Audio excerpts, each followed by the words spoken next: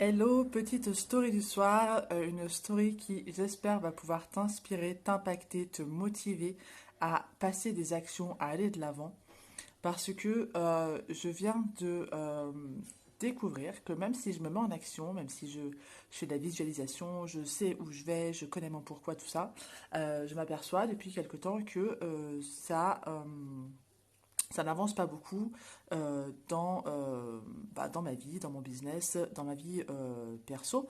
Et pour autant, si en fait ça avance, il y a des choses qui se débloquent et je n'y mets pas assez de conscience ou d'intensité dans ce qui se débloque.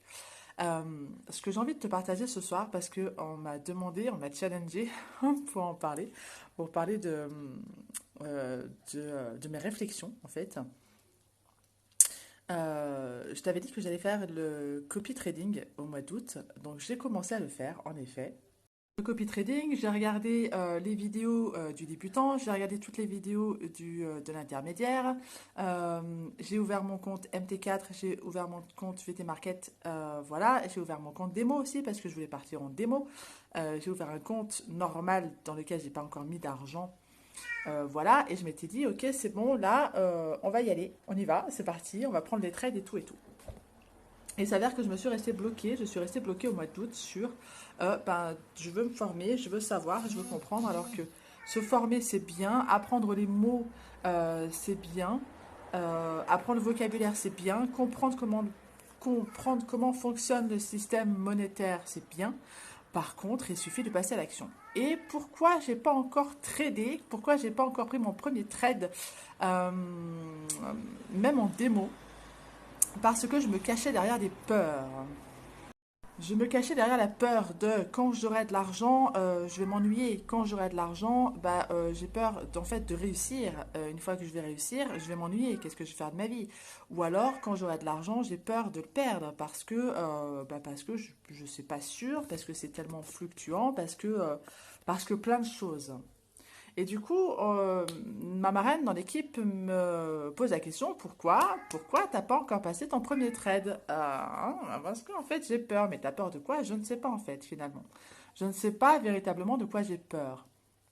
Parce que je sais pertinemment que les peurs que j'ai, elles sont infondées.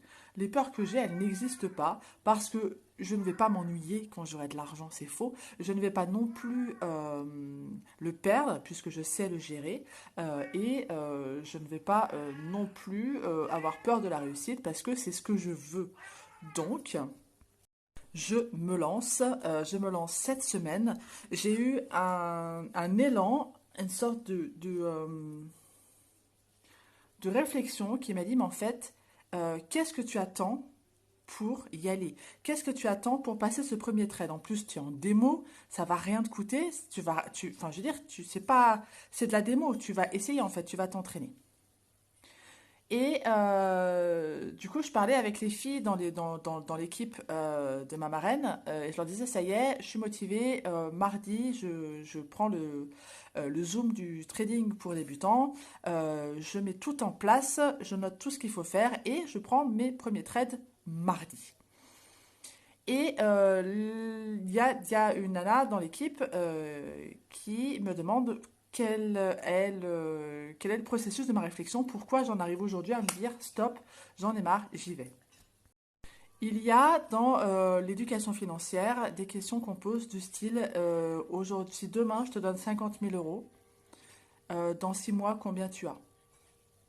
Et la plupart des gens, même s'ils te disent qu'ils vont faire ceci, qu'ils vont faire cela, les 50 000 euros, dans 6 mois, il n'y en a plus parce qu'ils ont dépensé dans tout ce qu'ils voulaient faire, dans tout ce qu'ils voulaient être, dans tout ce qu'ils voulaient vivre.